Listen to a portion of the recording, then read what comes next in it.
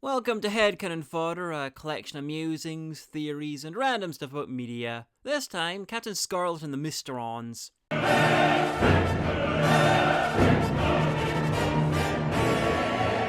Captain Scarlet is a really violent kids show from the 60s. Imagine Team America, played straight, with mass murder, and you basically got it. It starts off by killing the hero.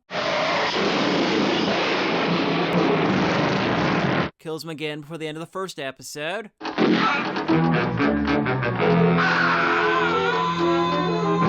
if that's not enough, there's a literal suicide bombing about 15 minutes in.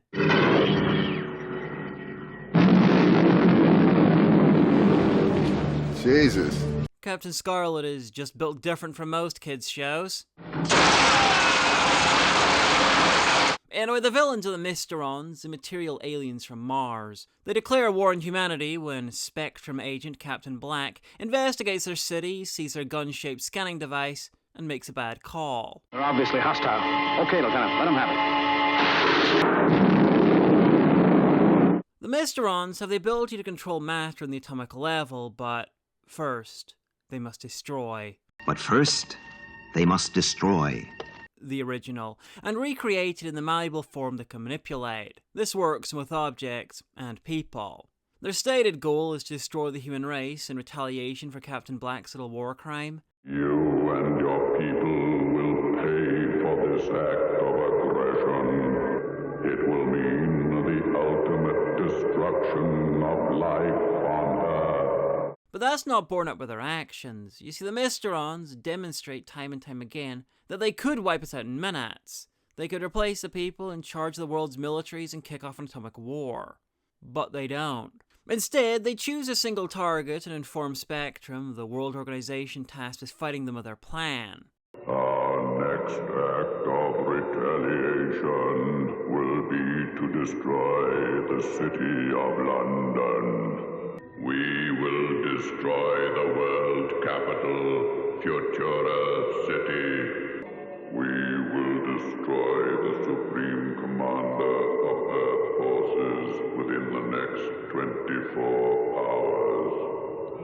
We will kill time. Sometimes it's clear and obvious what they're doing, sometimes it's a bit of a riddle, but they never attack without telling Spectrum.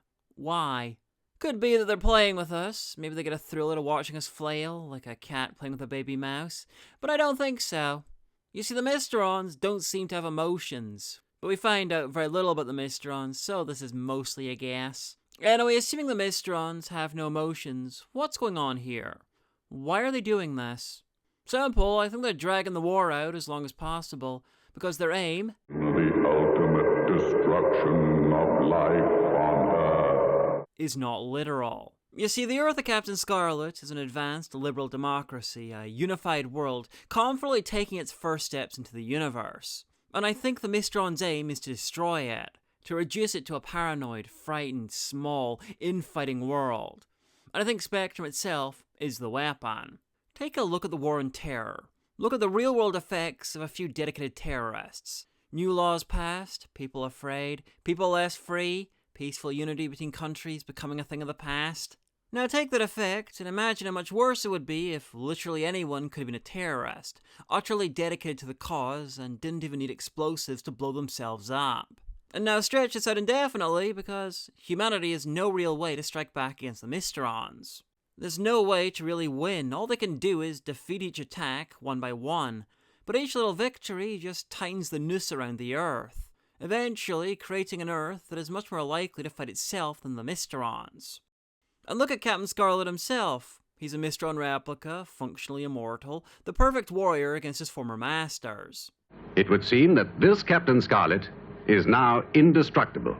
What if he's the Mysteron's secret weapon? A Mysteron agent, but he doesn't know that he is one, doing their bidding by fighting against them and continuing to lengthen a war that cannot be won. A war that's having ever more devastating effects on humanity's society the longer it goes.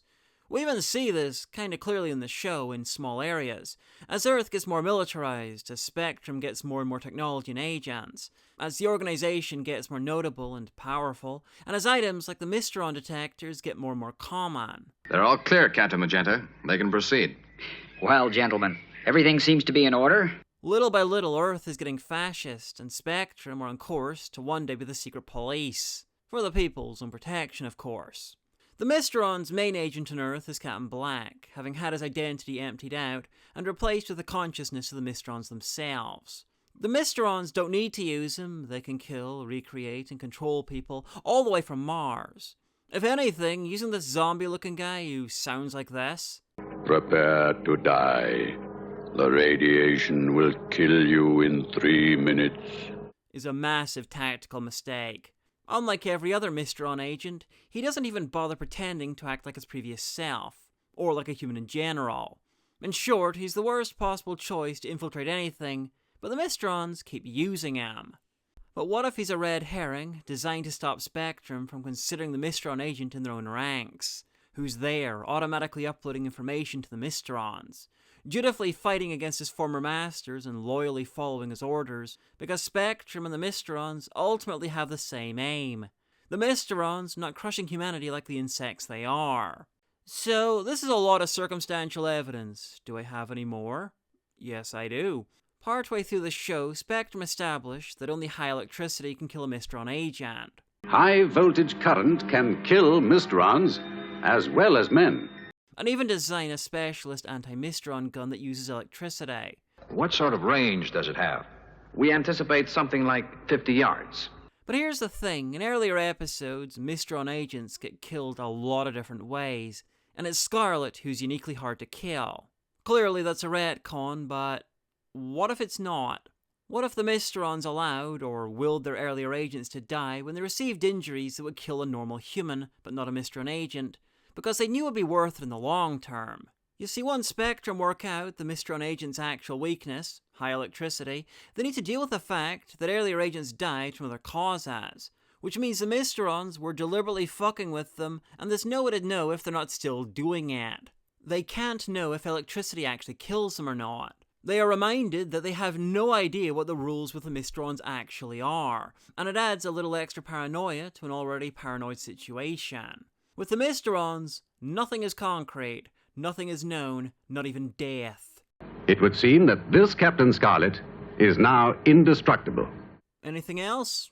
Well, the idea that Captain Scarlet could be an unknowing Mysteron agent has a vague parallel in the Captain Scarlet CGI remake, where they did a story where Captain Black seemingly escaped their influence, rejoined his friends, and accompanied Scarlet on a mission, only to have it revealed that they only loosened the leash. Black believed he was free, but no one escapes our dominion. Not even you, Captain Scarlet. That Black had no idea that he wasn't actually in control, that the Mysterons were watching and listening and chose the right moment to pull the leash and cause maximum emotional damage. If Scarlet wasn't there, being indestructible and putting himself in desperate, fatal situations to save the day, then the war would be over quickly and humanity wouldn't get what the Mysterons want for them. To either be humbled, self-loathing, terrified, paranoid, and to see its capacity for violence turned inwards, or to effect a complete conditionless surrender. Not by a treaty or anything like that, but a demonstration that they were wrong to even try and fight them. Remember, this conflict began because Black got scared and fired on an innocent city. Okay, Lieutenant, let him have it. Humanity were a violent and scared race taking its first steps into a greater universe. A people undeservedly proud of their peace, bravery, and achievements, and the Mysterons want them humbled and to know what they really are. But if humanity keep fighting until they wipe themselves out in a paranoid apocalypse, they'll take that too. You and your people will pay for this act of aggression. Now that I've explained all that, I'd like to add another level to this. A supposition on top of everything else. In Captain Scarlet canon, the Mysterons were an AI created by a race also called the Mysterons, and their city was the base the original Mysterons left behind. What if these original Mysterons left the base and the AI Mysterons there for a reason? What if the universe is teeming with advanced alien life? What if there's like a federation out there? And the OG Mysterons left similar bases on planets near other species that are approaching technological maturity, and it's all a test. When someone from one of those species finds the base, you greet them with what appears to be a signal for incoming violence. And you see what they do. Okay, Lieutenant, let him have it. If they react with violence, then the Mysterons are to do what they do. to make this violent child race either destroy itself for the security of the rest of the galaxy, or to humble itself and give up on violence altogether. And if they choose the latter, they can be invited into the galactic community.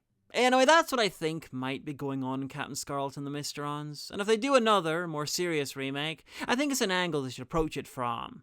It fits in perfectly with the show's kind of deranged nihilism.